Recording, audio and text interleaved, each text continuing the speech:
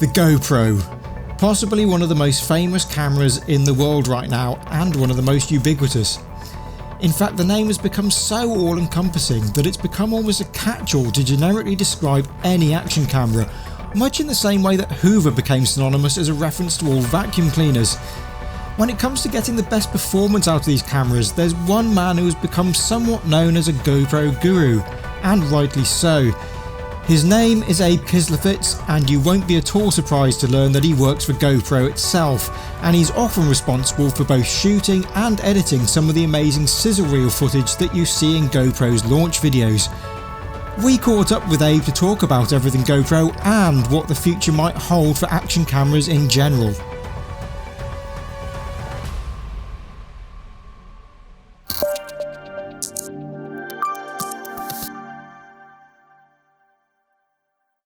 Abe, it's really great that you could join us today, and you are the Creative Fellow at GoPro, so perhaps you could explain for us a bit about what you do and how you became involved in the company. So I've been at GoPro for over 11 years now, and I started in our media department. It was just two of us, Bradford Schmidt and myself, and that was way back in 2010. And since then, I've kind of had a hand in the creative direction and the filming and editing side of a lot of our product reels and things that we've filmed and put out over the years. And then through all of that, my background is actually in mechanical engineering. So I studied engineering in college. And so I always love to have my hand on the engineering side as well. And so through my experiences before coming to GoPro, I'm an avid skier. I helped run our ski team at USC. And so I was always on the hill filming and out in the elements. And so part of my role at GoPro is also product testing in the field. And since I have so much knowledge and experience with GoPros from all the way back to the Hero 1, I think the engineering team trusts that I will be out in the field using the cameras as people would, as customers would, and then providing pretty valuable feedback of what we should be doing for future cameras and kind of how we should be shaping our cameras today to make them the best cameras that they can be. You know, that's one of the sort of great things, you know, I seem to find about your company is that a lot of you seem to be directly involved in the action sport or adventure sport side of things yourselves, and are actually really pretty good at it as well. It's, you know, you're not once a week guys, you're actually pretty good. So when GoPro is recruiting people, are they really looking for people who are kind of directly involved in that stuff and who can really sort of feed back on it? I think it totally depends on kind of what the position is and you know what they're looking for. In the media side, it really helped us to have people that were really involved in different areas. So we had somebody that was a race car driver. We had somebody that came from a professional sports backgrounds. And I think for that, it just really helped to be able to speak to that community. And so when we were on site filming, we're very familiar with what goes on and kind of what it takes to actually do the sport. And so when I'm at X Games and I'm asking athletes to put cameras on their heads, I know that if I was going to be doing those jumps, I could probably wear a camera. It's not going to hinder me at all. And it just helps sort of the validity of GoPro when we're at these areas where we're trying to kind of get involved. But other areas of the business, I mean, I think it totally helps to have people that are kind of living the brand every day and love to use GoPros. I think that just kind of comes back to the product itself. And if you love using the product in your daily life, then I'm sure you'll love to help make the cameras better at work. But I don't think it's not necessary that you're super involved in action sports to be able to get a job at GoPro. Definitely not. You know, part of how most people publicly know you from your YouTube channel, you're known for getting the very best out of these cameras. You know, even going back to some of the older models, you really pushed them to the absolute limits. What is it about them that really keeps you hooked on this type of camera? Yeah, well, I think at first it was just trying to show people what you could get out of a $300 camera. Because if you remember way back to 2010, there really weren't any other options for HD cameras, which was really exciting. So when the original GoPro HD Hero came out, you had that camera which could film in HD, which you really didn't see anywhere else except for these bigger like HV30s and these camcorders that could do HD, and those were in the $700 to $1,200 range. And so when I first picked up the GoPro, and I was amazed at how clear the HD was, and I just kind of studied workflows and tried to show people, this is, if you don't have money, which I didn't, I was a very poor college student. If you don't have money, you can still grab one of these $300 cameras and create something that looks very cool, and it's really fun, and you can have this film look to it. And so I think since then, just the drive of being able to have new technology every single year, and GoPro's been pushing the boundaries of technology in these small devices. It's been really exciting to just always try to get the most out of a GoPro. And of course now there's so many different options for cameras, and you have it in your phone, but there's still something about a GoPro where we are at the highest res, we have really high frame rates, and you have a lot of options to dial in the settings to get exactly what you want. And GoPro's really stayed true to that, to give the customer exactly all of the different options that you'd find in a higher end camera, but it's in this small box. And I think that's why TV and film uses GoPros all the time still. And then I think for me, just using a GoPro, there are some constraints in terms of you don't have depth of field, a shallow depth of field really, and you can't change the lenses out too much. And so I think the constraints kind of force some sort of creativity, especially when I'm trying to figure out what to do. And it's not just what everybody else is doing, because everyone else kind of has access to every single different lens and different cameras. And so it kind of my personal online persona of my YouTube and my Instagram is showing sort of a creative approach on using small cameras to film entire stories. I sort of started using ENG cameras and the great big hulking things, and I feel really restricted whenever I go back to what you would call a traditional camera system. I really enjoy using these small cameras because I just feel so much more spontaneous with them than with the larger cameras. And it's kind of strange, how that works. And, as you say, the limitations can often work in that way. They actually force you to think a bit more about what you're doing with the shot and how you're actually going to get that same kind of result, not the same result, but, a really good result that you could perhaps get much more easily with a larger camera. Do you think how do you see action cameras moving forward from here? I mean, we've got the GoPro Max, which is the 360 camera. And, do you see things moving forward into that sphere, perhaps higher resolution 360 with overcapture? Or do you think the traditional action cameras will always have a place? I think it'll definitely go both ways. I think the first time I used a 360 camera, I was blown away at the possibility. And I definitely remember saying to myself, this is the absolute future of capture itself, because you're just capturing everything. You're not thinking about it in the field. You're not trying to angle your camera in the right way. It's just like grab it, put it on and go. I think there are some limitations with 360 cameras right now that we need to solve in terms of the lenses, the durability of the lenses, and they're exposed right now. High resolution, slow motion 360 is really hard to do. And so it's going to require a lot of power, bigger batteries. So if we can solve a couple of those, I think 360 really definitely has a promising future, especially the future of VR and all that stuff. But I think even in just the overcapture world of things, I think it's huge. And then I think there's definitely a place for the traditional GoPro. We've always seen that GoPro's kind of tried a couple different spin-offs of cameras, but the flagship GoPro, the hero camera, has been the number one selling GoPro all the time. And we kind of always come back to, this is our tried and true thing that people really want and they really love. And so we're seeing that. And I think just continuing with that, even though that cell phones have incredible image quality and you can take them underwater, it seems that people don't really want to put their cell phones in grave danger as much as some might have thought that they would have. So yeah, I think we'll see a future with the main hero line of cameras, and hopefully that'll get expanded into different options, maybe better sensors, maybe better smaller cameras, but I think we'll still see some of that action camera world continue on. One of the things we keep getting asked about, and people comment about the development of these cameras, and I'm sure you've seen people asking for 1-inch sensors and larger sensors and things like that.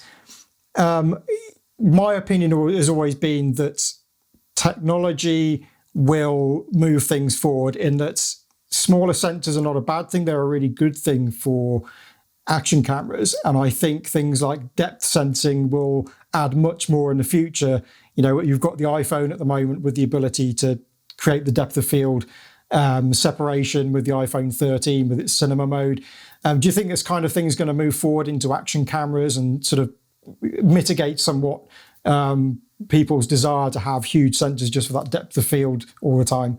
Yeah, I think that's a great question, and it's really exciting because we're kind of on the pinnacle, or like the edge of a new era in camera technology, in terms of it's always been just lens sensor combo for as long as we've had cameras, and now we're finally into the era of AI and technology increasing the image quality and changing the image quality, so that it's not always just lens and sensor, but now it's about the software behind the camera. And I think we've seen that as a huge impact with the introduction of Hypersmooth, whereas that's not lens and sensor, that's not a mechanical stabilizer, but it showed that image stabilization done digitally can be as good or better than mechanical stabilization. And so we'll definitely see a continuation of the software behind the scenes making the image quality better. In the Hero 10, we have the 3D noise reduction and the local tone mapping, but I'm sure that we'll see more of that into the future. And then, of course, I think the lens sensor combo, it is always going to be a factor. So trying to figure out how to get bigger sensors into smaller cameras, or just get better quality sensors that are smaller. I think in the cell phones, we have tiny sensors that are pretty good at low light. And so to be able to miniaturize these sensors, but have them be more sensitive and have better noise reduction, then you can kind of achieve the same thing. And I think there's other sort of aspects as well that I think could probably be taken forward with that kind of processing angle. Things like motion blur, where you get people mounting ND filters for the front of the camera, but of course Hypersmooth needs high shutter speeds to work.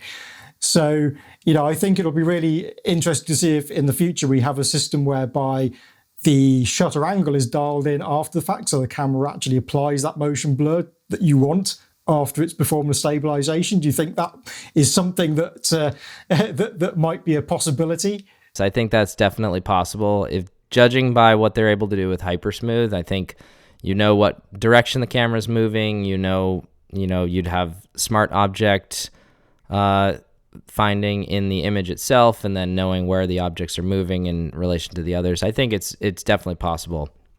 Yeah, and that's a great use case of software in something like an action camera, where we need those high shutter speeds for Hypersmooth to work, but we still want that film look with motion blur. And there are some software applications like RSMB, the Real Steady or Real Smart Motion Blur, that's really good in post. It's quite taxing on the computer, but it does a pretty good job of identifying the motion between frames and adding that in post, which is pretty cool. Yeah.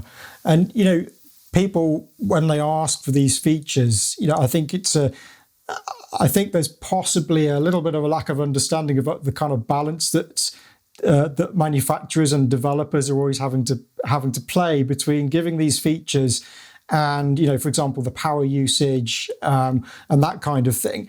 How difficult do you find it to sort of communicate this to people when because obviously, you've got the new Enduro battery coming out, and there have been comments about the power on the Hero 10. How do you feel about those kinds of sort of comments that people make? Yeah, I think it is really hard because people see technology that's available in other products and kind of assume that it's sort of like a grocery shopper where you see a shelf of all the best parts and you decide whether you want to use the best one or not. And people might think, oh, GoPro's really they're really not doing us justice, because they're not picking the 1-inch sensor and they're not picking the best lens. They're just picking the stuff that's going to make them the most money. And I can tell you that's really not the case. GoPro's always trying to utilize the very best, the very latest technology that's available, that works in the form factor that we have, and that has the right power management and the heat dissipation. And it's really hard to design a very small product that can manage the amount of heat that is produced when you're filming 4K at 120 frames per second. And then, not to mention 1-inch sensors is kind of become the blanket term of what everybody wants, but there are limitations with the depth of field. If you're using a fixed focus lens, then you're not going to have focus that's close enough to you when you're in a selfie environment.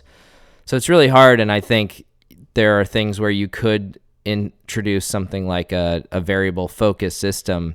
But I think I think there was a thing that was going around about Apple recommending that people don't mount their phones to something that has high vibration, because it's going to ruin the focus and the stabilization system, because they're mechanical. And so that's the great thing about a GoPro, is it's a solid state thing. It can take a huge beating, but that's because of the design that it's in now. And some of those design limitations hinder the ability to use things like bigger sensors or longer lens barrels to help with the depth of field. So it is interesting, and it's hard to communicate that to the public, because I always just say GoPro is using the very best things that it can in the products that we use.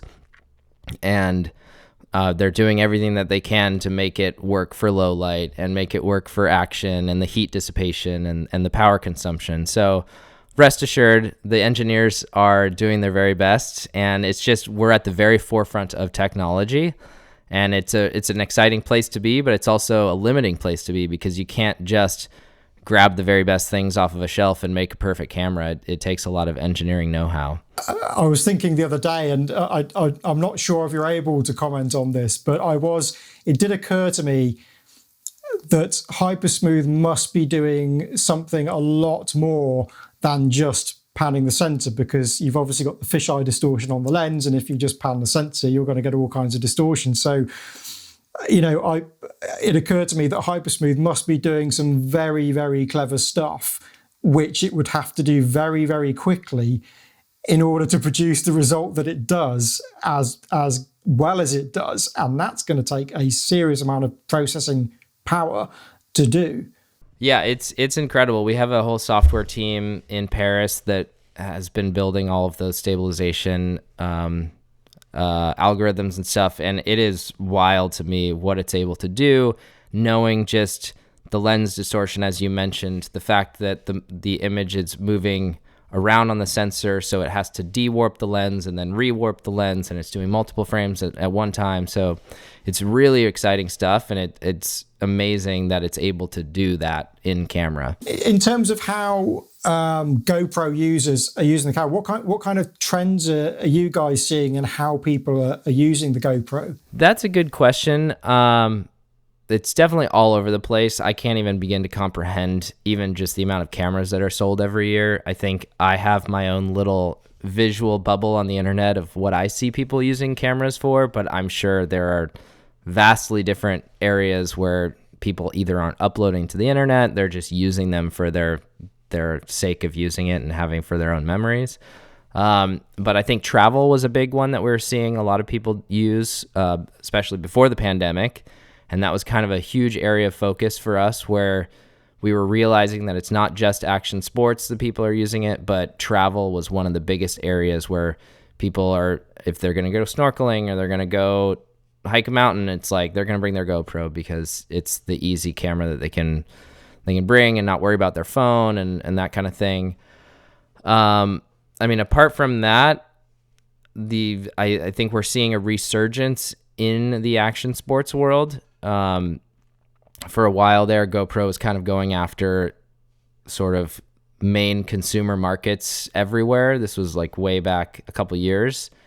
And I think we saw, you know what, let's do what GoPro does best and speak to our core communities in an authentic way again, because I think we went a little too mass market core or outside of the core. And so we're seeing, when I'm out on the hill mountain biking and skiing, I see so many GoPros, probably more than I did a couple years ago. So that's really cool to see. And then beyond that, I probably couldn't begin to tell you what the trends we're seeing. I'd have to talk to a couple other people.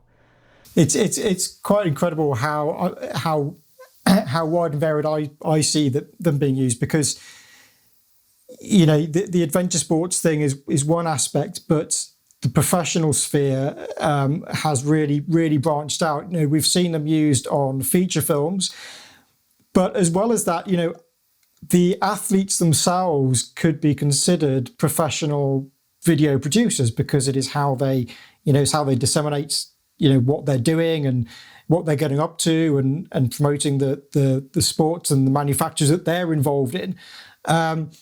So this whole idea of professional use, I find, has really widened now from what it was a few years ago. And so, the GoPro as a camera itself, as a unit, with the features that it has on it, what I love about it is the fact that it has catered to those people. It's really, you guys have actually listened to how people are using the cameras and what they've wanted, and you added the protein modes a long time ago, and they've advanced since then.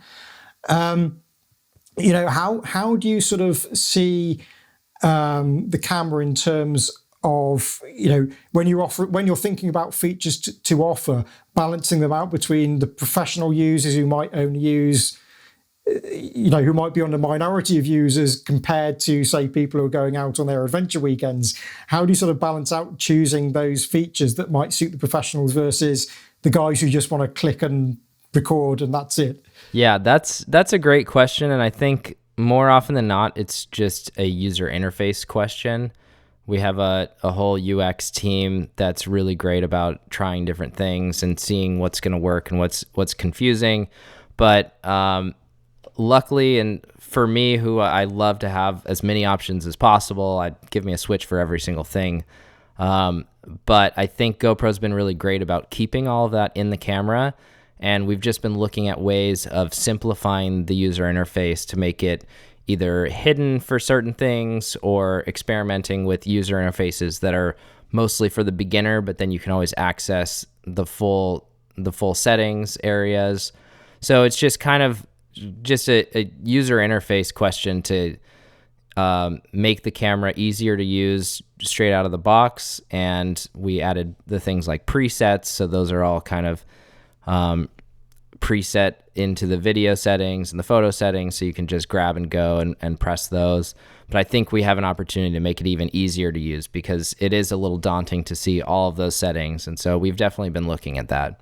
I mean, if you could add something, if from a personal sort of point of view, if what kind of features would you really like to see on action cameras that would make your life really easy or easier, or able to get more of what you want to capture? Yeah, I think I've just been really excited about, we acquired a company last year called RealSteady, which adds stabilization after the fact. And so it's a third-party application where you plug in your GoPro footage and then it adds stabilization if you had it off. And it was really big in the drone communities, and that was where it started out as sort of the solution to get really fluid FPV drone footage. And so it's been really exciting to work with those guys and see kind of like what they're working on for future applications, because they just announced that they're going to be releasing a second version of it. And you can now add RealSteady on top of a clip that has Hypersmooth on it in the future version that's going to be released. And so that opens up a whole lot of opportunities for either recording without Hypersmooth on it and then deciding whether you want stabilization or you don't want stabilization. And I think that's what I really liked about using the Fusion, the 360 camera before Max, is you could kind of choose your stabilization in post. It was, do you want no stabilization? Do you want some stabilization or a lot of stabilization? And I really like the freedom, because sometimes when I mount a shot, say on a car, and you see something in the foreground, it's really nice to have that car be completely static relative to the camera. But I think we just kind of have this blanket, like, stabilization is always good, just use it all the time. And then sometimes it's kind of like you kind of want to decide after the fact whether I want stabilization or I don't want stabilization. And so using this real steady application has been really exciting, because I can see what the footage looks like without stabilization, what it looks like with stabilization, if I need to increase it or decrease it. And it's really cool. I think it makes it really flexible in post to be able to choose these options. And I think moving forward into the future, it would be really cool to have that just kind of integrated into the camera or into the app, where you could just choose your level of stabilization and dial in your level of lens correction and have that all be something that's really dynamic. And you're just kind of capturing the raw image in the GoPro. When you're approaching videos yourself, what advice could you give to people watching this who want to get the best out of their GoPros? And what's your thought process when you're approaching one of your videos?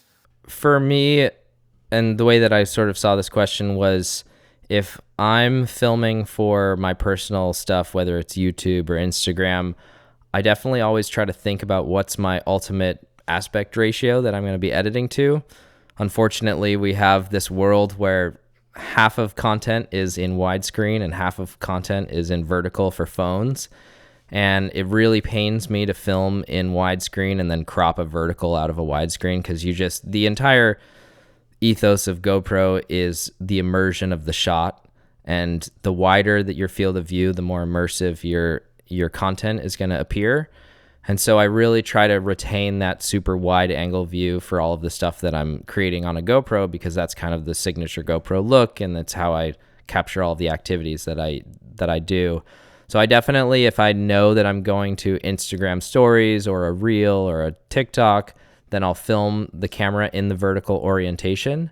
And so that means just turning the camera to the side and then pressing record. It knows how to it has a gyro in it, so it knows if the camera's vertical, it's going to spit out a vertical video, and that's going to retain that full wide angle view in the vertical orientation. So I definitely do that. And then I just kind of have to decide, is this a video that I'm going to YouTube? Then I'll film in the horizontal orientation. If it's mainly something for social, then I'll go to the vertical. We also have max lens mod, which is really great. So you can have that full 360 rotation. But that also means that you can set it to film vertical when the camera is horizontal. So that's really nice. So that means that you don't have to have a specific vertical mounting solution. So you can still film in that vertical full wide angle. And I think in the future, as I mentioned earlier, it would be awesome if you could just record that sort of like a 360 camera, record that max lens mod view, but then choose the orientation in post. I think that would be really cool. And then beyond that, for just tips with the GoPro, I'm always trying to cater the settings to what my output is. And so that's just kind of knowing, am I filming something that I need slow motion? Yes or no? Because I think there's different settings in the camera where if you're filming with slow motion, you might have to downgrade the resolution a little bit. But if you know you don't need slow motion, then you can use the highest resolution. So I'm always trying to maximize the resolution of my videos depending on the amount of slow motion that I need. So, I mean, do you perform a lot of grading on your clips? Do you prefer shooting in the sort of the flat profiles, or do you prefer using with the color more baked in? I've always been a fan of just using GoPro color. In the Hero 10, we now have vibrant and natural. So it's not quite as vibrant as the GoPro color, but it's just a little bit dialed down, but not to the point of being a log curve like flat is. But yeah, I've always shot in GoPro color because I feel like it gets me about 80% there, and then I use DaVinci Resolve to do my color correction. And I think I do like to do the grading on my footage because it kind of gives it the signature Abe look for all of the content that I post. So I like to have a little bit of my hand stamp onto the video footage, but it looks pretty great out of the camera nowadays. I just like to add a little bit of a flair zest to it. Related to that, and I know I'm probably going back a little bit to our discussion earlier in terms of, you know, how features might develop on these cameras. Do you personally see something like, you know, 10-bit codecs making an appearance on these cameras, or do you think that might be generally overkill, given that, you know, a lot of users won't even be touching the grading side of things?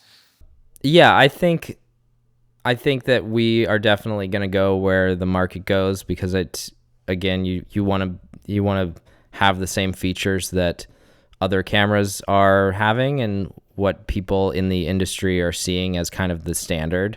And so we don't want to fall behind that. I'm sure that we'll see those pop up.